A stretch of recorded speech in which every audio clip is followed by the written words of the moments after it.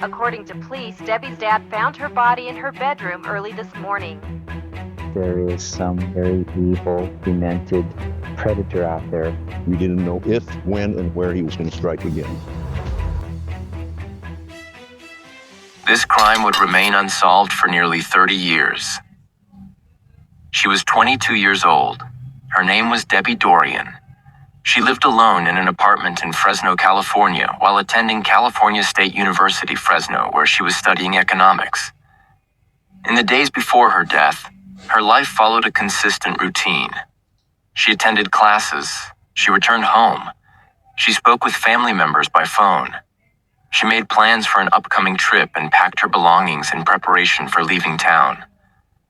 Nothing about her behavior suggested fear, distress, or anticipation of danger. On the last day she was known to be alive, Debbie was inside her apartment during the evening hours. The exact time of her death is unknown. There were no witnesses who reported seeing anyone enter or leave her apartment that night. No neighbors reported hearing a struggle. At some point after that evening, contact from Debbie stopped entirely. Phone calls placed to her went unanswered. Messages were not returned. Plans she had made were not confirmed. Initially, the silence was explained away as inconvenience or delay. As time passed, that explanation became less convincing. By the following day, concern had escalated into confirmation that something was wrong. Debbie's father was expecting to travel with her. When she did not arrive and could not be reached, he went to her apartment. After knocking repeatedly and receiving no answer, he used his key to enter. Inside, he found her body on the floor, bound and gagged. Law enforcement officers arrived shortly afterward. They secured the apartment and began documenting the scene. There were no signs of forced entry.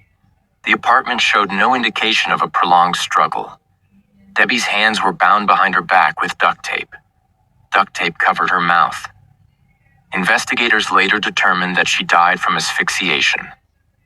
Evidence at the scene indicated that she had been sexually assaulted.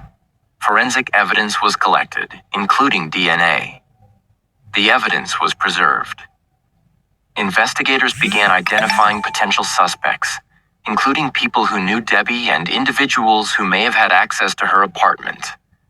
Each suspect was questioned and eventually ruled out.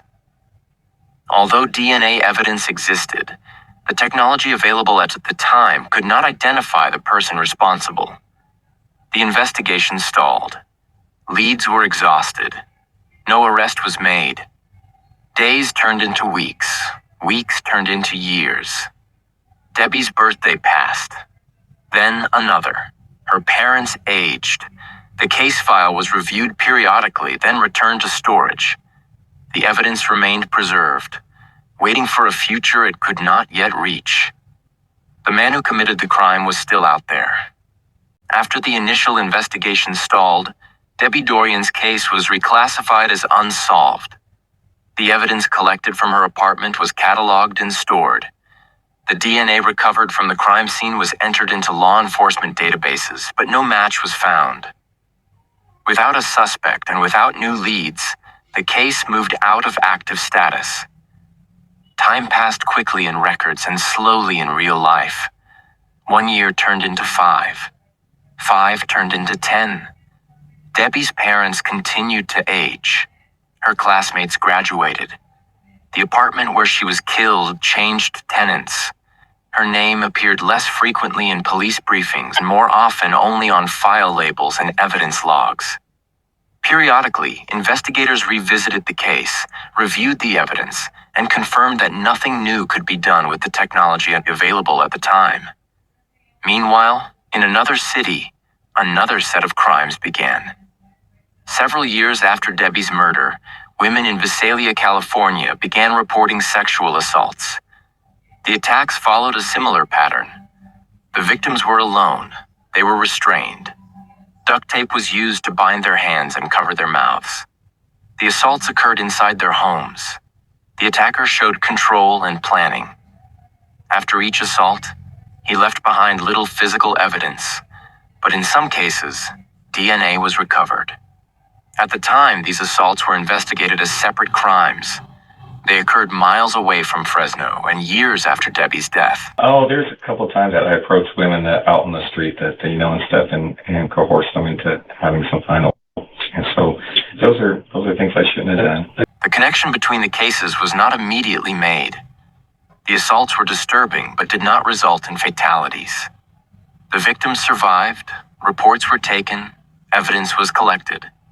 Some of the DNA from these assaults was entered into databases, but again, no match was found. As the years continued, the pattern became clearer, even if it was not formally acknowledged. The method was consistent. The use of restraints was consistent.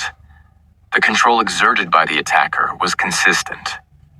The absence of forced entry in some cases suggested access or manipulation rather than brute force.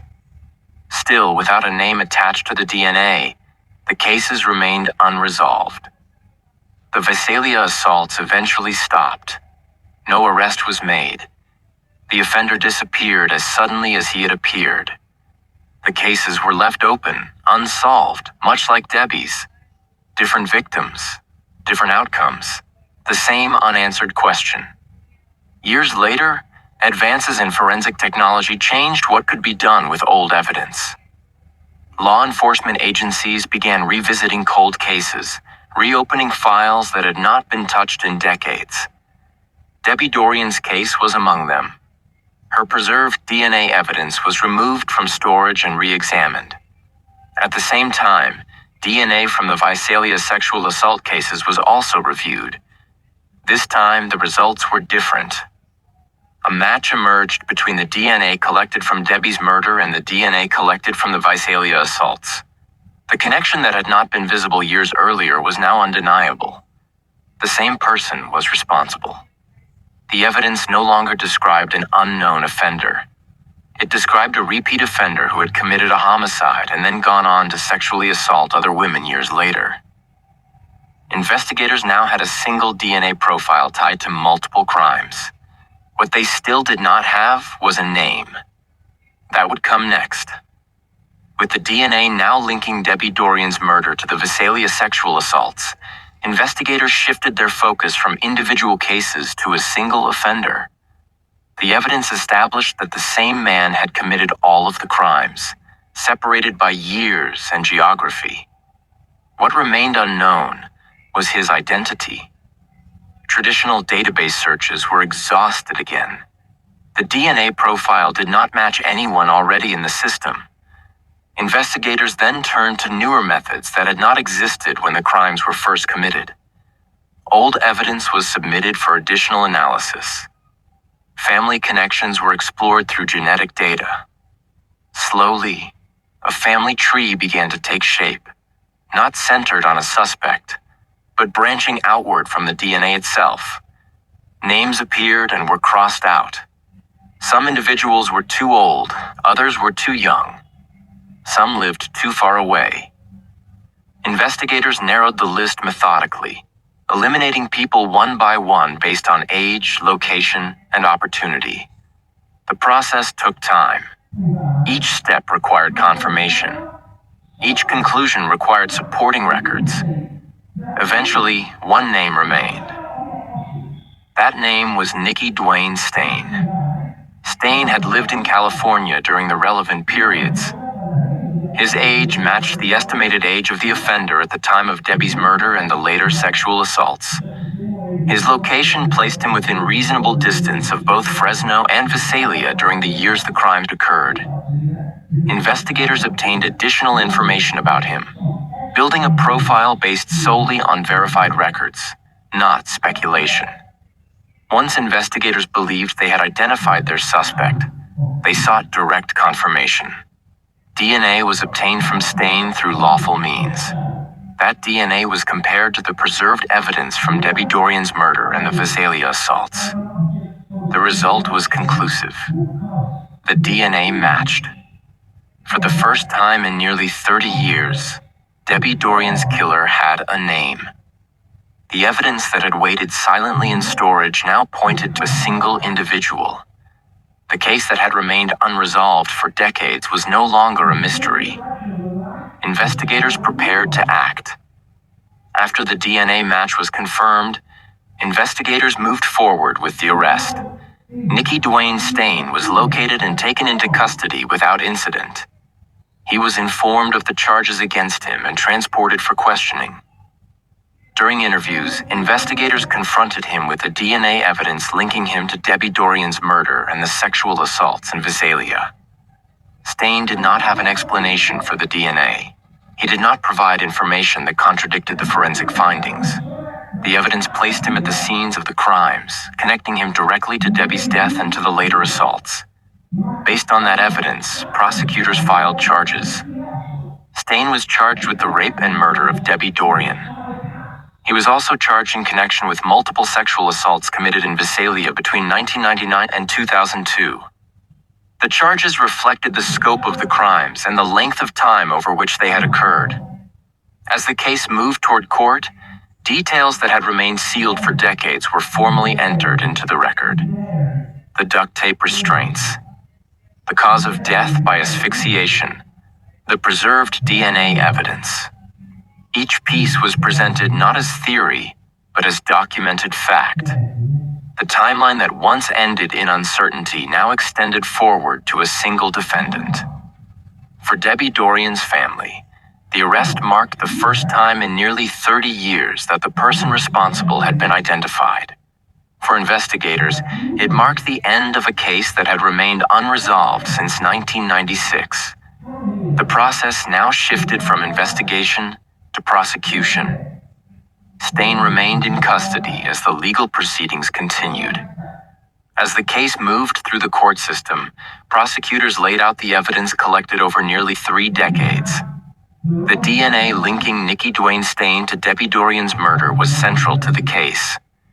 The same DNA connected him to the sexual assaults committed years later in Visalia. The evidence established a continuous pattern of violent behavior spanning multiple years and multiple victims.